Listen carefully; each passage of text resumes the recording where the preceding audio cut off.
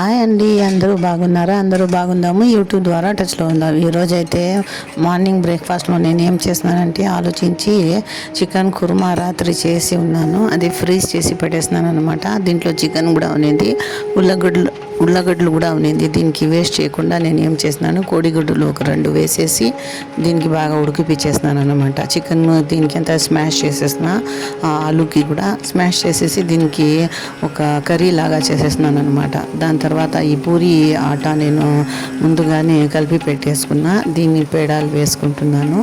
దాని తర్వాత కొంచెం ఈ కోడిగుడ్లు బాగా అది ఉడికిన తర్వాత పూరీలు ఫ్రై చేసుకుంటాను. బ్రేక్ఫాస్ట్ అయితే అద్దరిపోయింది ఈరోజు, అంత టేస్టీగా ఉన్నింది. ఒకసారి ట్రై చేసి చూడండి మీరు. చికెన్ కుర్మా ఉల్లగడ్డలు వేసిన చికెన్ కుర్మా చాలా టేస్టీగా ఉంటుంది. అది ఆ ఉల్లగడ్డల టేస్టీ వేరేగా ఉంటుంది. ఈ 2 పూరీలు తినేవాళ్ళు 3 పూరీలు తింటారనమాట. చికెన్ కుర్మా ఎలాగో మిగిలే తీరుతుంది ఇంట్లో చేస్తే. ఫ్రైడే నాడు సాటర్డే మార్నింగ్ ఈ బ్రేక్ఫాస్ట్ చేసేయండి, చాలా టేస్టీగా ఉంటుంది. ఈజీ బ్రేక్ఫాస్ట్ కూడా అవుతుంది. ఓన్లీ పిండి కలిపేదే ఉంటుంది. అది కూడా మేము ఫ్రీజర్లో కలిపి పెట్టేసుకోవచ్చు. ఆడవాళ్ళు 3 డేస్కి ఒకసారి కలిపి పెట్టేస్తే పిండి చాలా బాగుంటుంది కదా. ఇదైతే మైదా పిండి కాదండి, ఇది అయితే గోధుమ పిండి, వైట్ గోధుమ పిండి ఉంది కదా అది. లేకపోతే నేను చెక్కి ఫ్రెష్ ఆటా ఉంది కదా, ఆ ప్యూర్ గోధుమ పిండి యూస్ చేస్తాను. ఈరోజు అయితే వైట్ గోధుమ పిండి యూస్ చేస్తున్నాను, కావాలని చేస్తున్నాను, టేస్టీగా ఉంటుందని. ఇది ఫ్రై అయిపోయింది పూరీలంతా.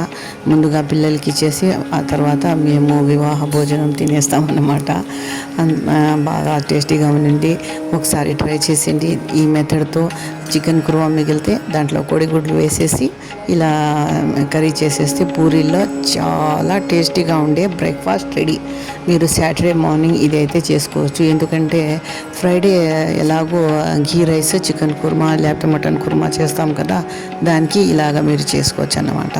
రెడీ అయిపోయింది. నా ఛానల్ని చూడండి, లైక్ చేయండి, సబ్స్క్రైబ్ చేయండి అండ్ షేర్ కూడా చేయండి. ఖచ్చితంగా చూడండి. ఆరోగ్యం జాగ్రత్త మీది.